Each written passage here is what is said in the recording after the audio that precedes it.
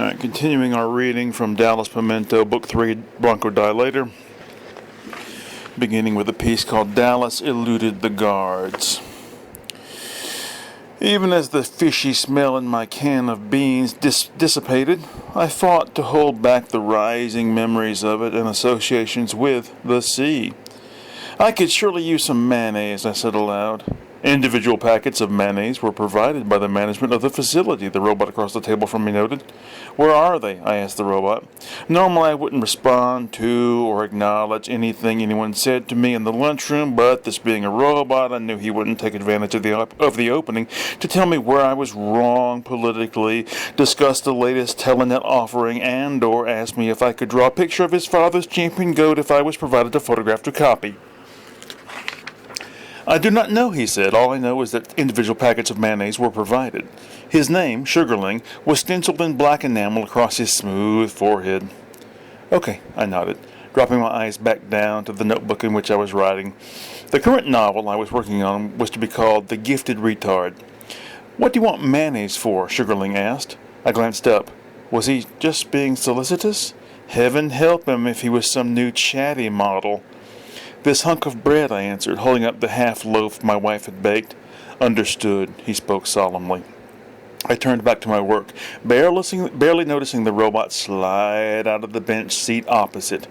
I had just finished Chapter 12, fortunately for Sugarling, when he reseated himself and told me that he had hunted through the lunchroom and found no individual packets of mayonnaise.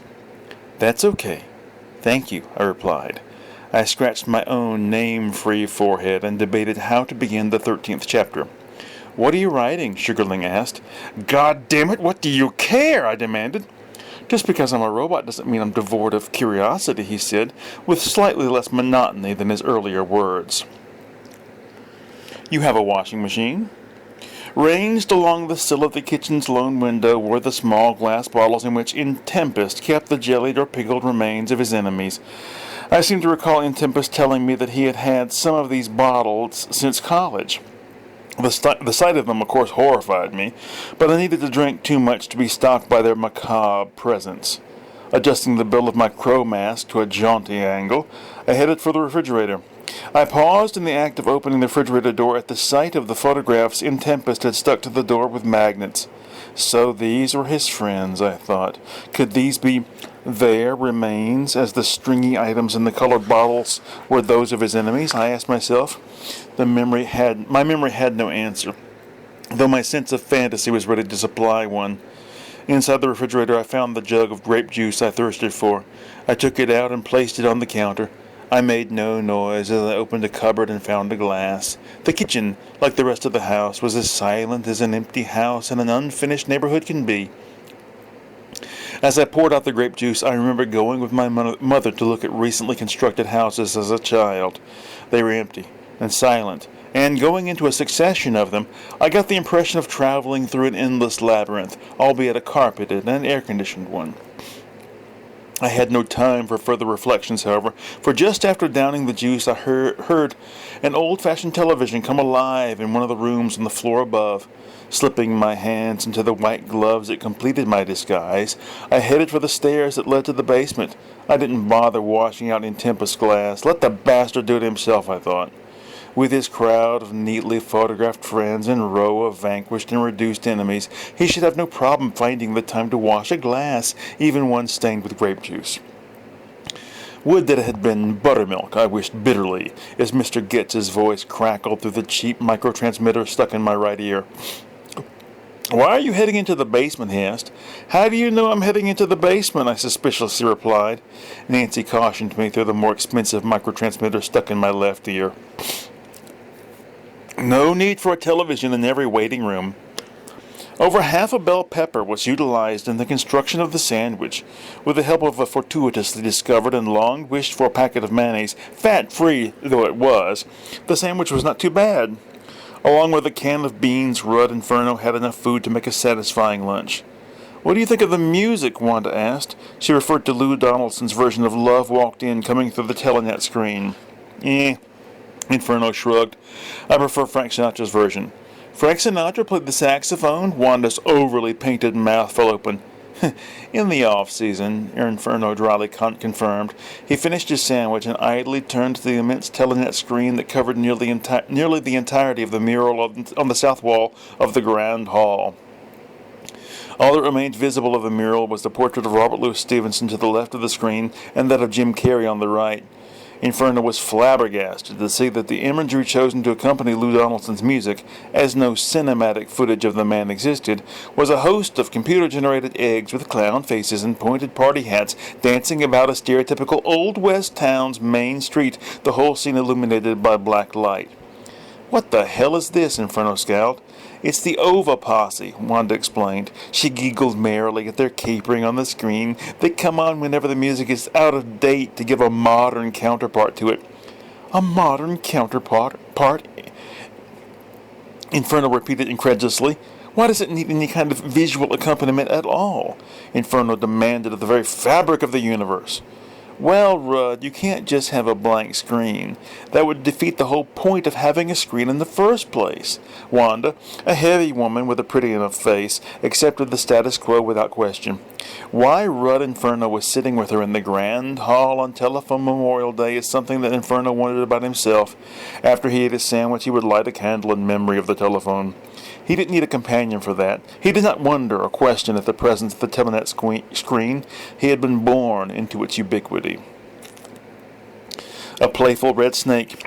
Tercer's bald head was, in Natalie's opinion, without doubt the ugliest bald head in the world. "He looks like a burn victim," he groused to his friend Ned Feast. "Maybe he is." Fed bent the cover back on his copy of Ambulatory Intoxicant magazine and kept his eyes on the article within. It concerned gangsters, a topic he was much interested in. "He looks like Darth Vader with his helmet off." Natalie was angry about Tercer's bald head. How could someone thoughtlessly subject others to such ugliness?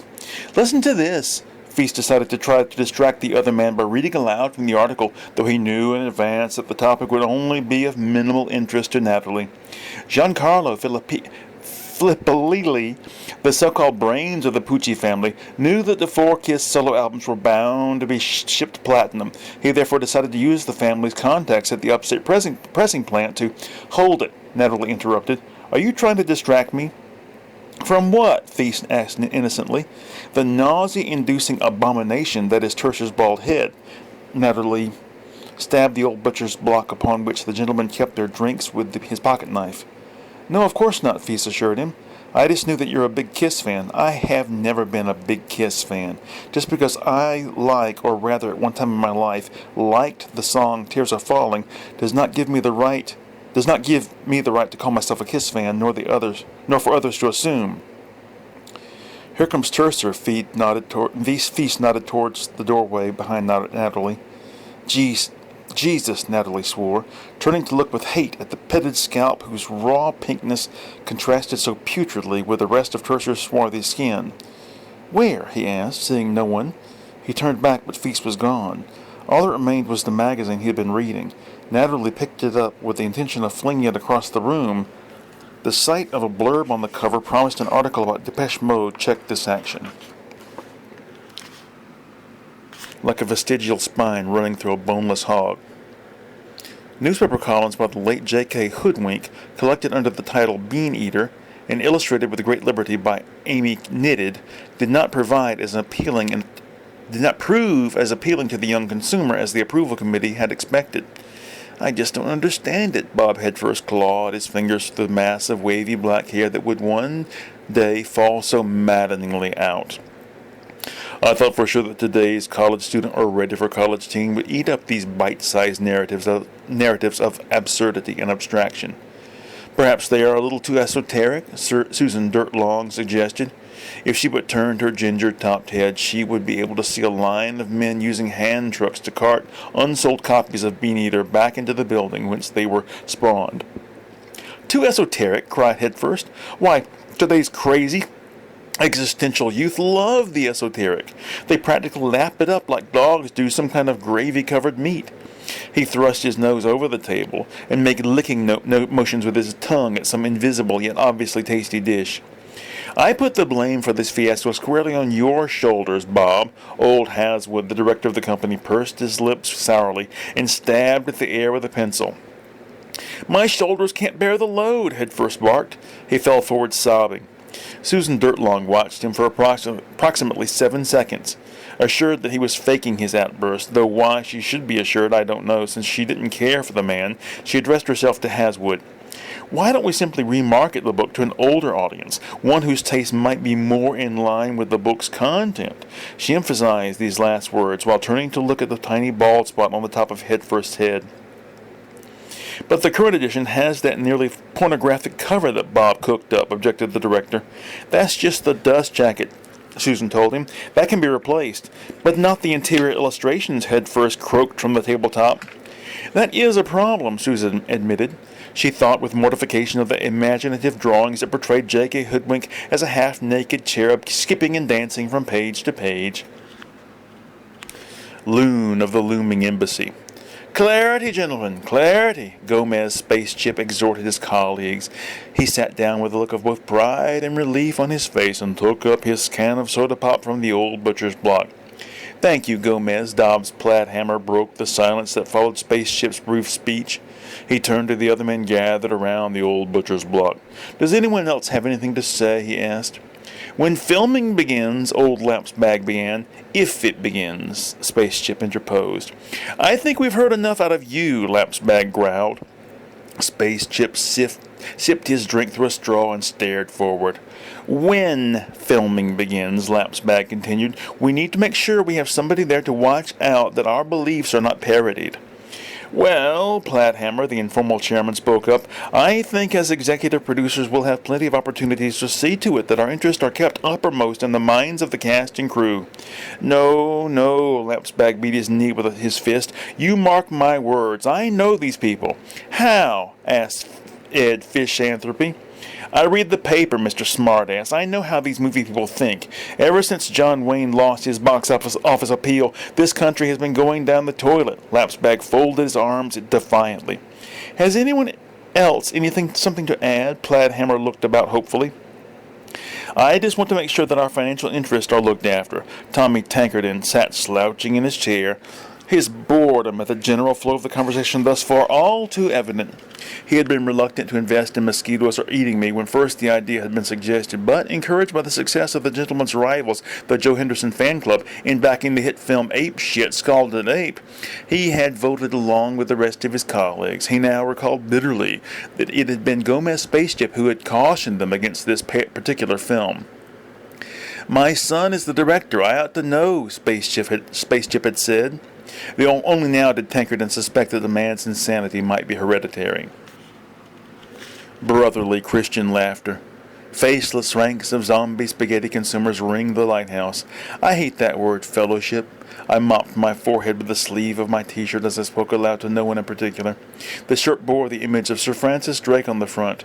If one is going to advertise for something other than oneself, I reasoned, it might as well be something totally non-commercial. Little did I know that Betterlocks Pictures was producing a big-budget film on Drake at that very moment. By the time it came out, however, the image would be faded beyond recognition. That would be a good name for a Henry Rollins song, my nephew commented on hearing the story so far.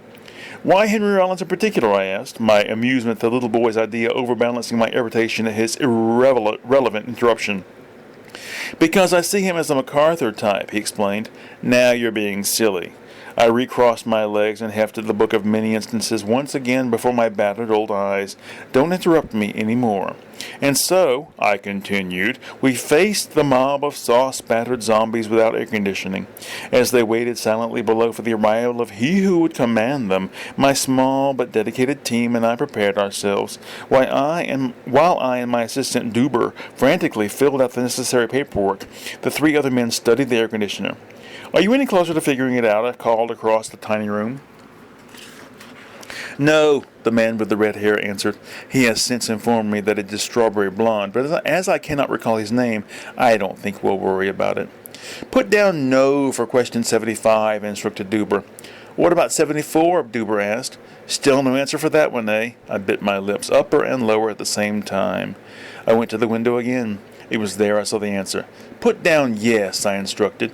As he obeyed, Duber asked me who it was. It's Henry Rollins, I said, watching the zombie commander pass through the ranks on his pale horse. I figured, Duber mumbled.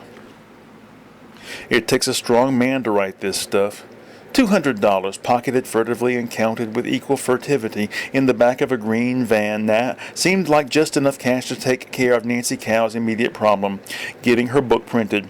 She substituted her platinum wig for one of golden curls and exited the van, her illustrated manuscript tucked under one arm. It's a thriller, she had explained to Gomez Tributary, an editor at the only book publishing company in town. Don't call me at home again, Tributary, sounding far less substantial than she had imagined, had ordered Nancy Cow. In fact, don't ever call me again. Nor, in case you're one of these people who looks for a loophole in everything, speak to or in any way contact me again. Children will enjoy it as well as adults, Nancy Cow managed to say before the connection was violently terminated. This was in the days before the brain chips allowed everyone to communicate constantly with everyone else.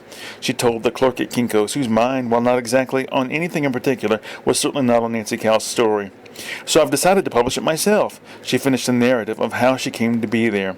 The copiers are over there. The clerk, his beard shaped into the rune symbolic of power, vaguely indicated the direction with a sleepy roll of his eyes. Thank you, Nancy Cow enthused. How do I operate them? It's self-explanatory, the clerk answered, little realizing that his answer also described itself. 2 police cars entered the Kinko's lot. They have come for you. The clerk appeared at Nancy Cow's elbow and droned. I'm almost done. The desperate writer did not look up. She watched as the next to last page was cranked out. Why didn't you do them on both sides of the paper like a real book? The clerk asked. I didn't know how. Nancy put in the last page of her book. Is your name Nancy Cow? The first policeman to approach her asked. That's my name, she answered proudly. It's there on the cover. Why did you make only one copy? The clerk asked. Elephants bred for intelligence over a period of 2 millennia. Above the surface of the pool lay various objects that had fallen from the boughs of the tree which grew up from its center. I personally identified 3 of these objects, a toy toaster, a plastic duck, and part of a pinwheel. The rest, however, were collected and catalogued by the researchers whom I accompanied to this nearly inaccessible spot. Shouldn't we leave these things here? I asked uneasily as I watched the grad students putting everything into the individual baggies. Come now, Mr. Ash, you were all for salvaging relics from the Titanic. I read your comments to the paper at the time with much interest. The bearded-fledged Dinglehoop responded. Yes, but I thought you people were for letting natural events occur without interference. You know, letting baby animals get eaten and so forth. Surely gathering trash from a pond isn't interfering in a natural process, Dinglehoop watched one of the Borealis females perform her bagging. You do realize that this isn't trash, I sprang my surprise upon him. What do you mean? This is the fruit of that tree. I could not suppress a smirk. Later that evening, as we sat in Dinglehoop's tent, listening to a tape of the local tribe performing some sort of funeral chant, Mary, a short-haired young woman sadly tattooed beyond desirability, spoke of the coming election back home. I'm going to vote this time, she said. A meaningless gesture. Dinglehoop clawed his fat fingers through his beard. Are the natives democratic? I asked, not wanting to get into a political discussion. Indeed, Dinglehoop answered. All village decisions are made by the villagers as a group. They gave you permission to explore here? Oh no, the regional administrator did. At that moment, Carey, a young man who would one day be Dinglehoop's clone, burst into the tent. This fruit is nasty tasting, he bellowed. First among many clowns, Associate Checkermaster Lula Scraw stacked the foldable checkerboards neatly and sealed the checker barrel before sitting down with her boyfriend Reggie Boarsmeat. She was dressed in a beige pair of slacks, a white shirt with large lacy cuffs, and her official Checkers Institute smock. Boarsmeat was dressed as always, like a man who, although not actually a lumberjack, liked to hang around lumberjack camps. How did it go today? Lula asked Reggie. Did you catch any fish? Stop it, Lula. You know I didn't come here to talk about my catch. Oh, I'm sorry. No, I caught 15 fish since you want to know. Great. Are they edible? She reached across the table and took his grimy hands in hers. I doubt it. Listen, I've come to ask you to marry me. Reggie belatedly snatched the baseball cap off his head. There was a picture of a chainsaw on his crown. Reggie had never handled a chainsaw before, but acquaintances of his had assured him that the brand advertised on his cap was one of the best. Oh, Reggie, I told you I'm not ready to get engaged. Yeah, I know, you told me last week, but Lula, that was... 7 days ago, at least. Look, I got you a ring. He fumbled in the pocket of his flannel shirt and produced a cheap band with a heart-shaped stone. Keep it, Lula begged after she had looked at it. She pushed it back at Reggie. Lula, I don't understand it. I want you to come share the great outdoors with me. How can you spend every day cooped up in this room playing checkers? Reggie, checkers is my life. I made that clear to you when we first started going out.